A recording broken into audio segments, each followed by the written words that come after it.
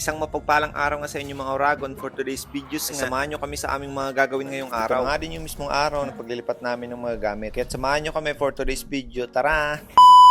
Bago nga ang lahat sa mga hindi nga nakakakilala sa akin, ako nga pala si Mark, isang Bicolano at pansamantalang naniran dito sa Quebec, Canada. Bago nga kami dumiretso sa bahay, pinuntahan muna namin yung nakausap ko sa marketplace. Hindi pa nga kasi kompleto yung mga gamit dito sa bagong apartment, kaya tumingin ako sa marketplace ng mga gagamitin namin kagaya nitong electric stove. At buti na nga lang tinulungan nga ako ni Kuya Birds at Ate Grace na pick upin to dahil maliit nga yung sakyan ko, hindi nga nagkasya to sa sasakyan ko. At dito nga inakit na nga namin ni Kuya Birds yung gamit na nabili namin sa marketplace. At medyo nahirapan nga kami sa pag-akyat dahil medyo matarik nga yung hagdan. Ang mura nga lang ng bili ko dito ay nasa $75 yung presyo pero natawaran ko na naging 60 na lang. Halos karamihan nga ng mga kababayan dito na dinala yung pamilya nila ay sa marketplace din tumingin ng mga gamit. Buti na nga lang at sukat na sukat yung nabili kong electric stove dito sa lagayan niya. At dito nga sinubukan ko nga kung gumagana nga ang lahat dahil hindi nga namin na-testing doon sa bahay na may-ari dahil wala siyang extension. So bali ayos naman lahat at gumagana naman kaya okay na okay yung nabili namin. Pagkatapos nga namin mayatid yung isang gamit ay bumalik na kami dito sa bahay para kunin yung iba pang gamit. At dito nga puno na nga agad yung sasakyan ni Kuya Birds, mga gamit ko pa nga lang yan. At paki-follow na din pala yung asawa ni Kuya Birds, ito pala yung Facebook page niya. Sumama nga daw siya kay Kuya Birds para makabit-bit din siya ng mga magagaang gamit. At dito nga bali dalawang sasakyan na nga yung napuno namin ng mga gamit ko. Tinulungan na nga rin pala ako ng kasamahan ko dyan sa bahay na maghakot para mas mapabilis kami maghakot ng mga gamit.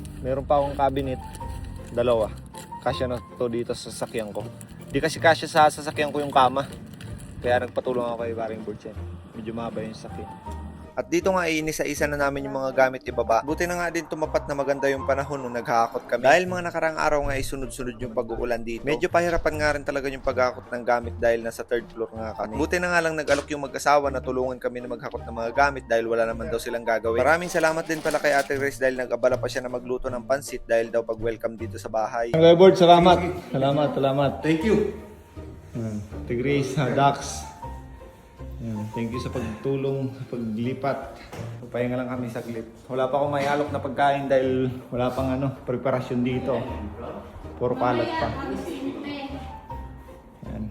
Pagkatapos nga nun ay pinauwi ko na din sila dahil magagabi na nga din. Ako na nga din pala yung naghakot lang ng maliliit na gamit dahil magagaan din naman. Halos alas 7 na nga ng gabi yan, hindi nyo lang mapapansin dahil maliwanag pa rin. Lubos-lubos ko na nga yung paghakot para isa na lang yung pagod dahil 2 araw pa naman ang pahinga ko. Dito nga natapos ko na lahat nga akutin at magpapahinga na nga muna ako. Muna yung isang araw nating paglilipat. Yan. Maraming salamat sa pagsama nyo. Pagod. Wala pang tulog na maayos. Yakyat ko lang yun. Tapos pahinga na muna ako.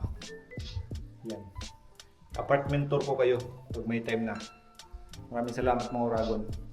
Babay na nga ni.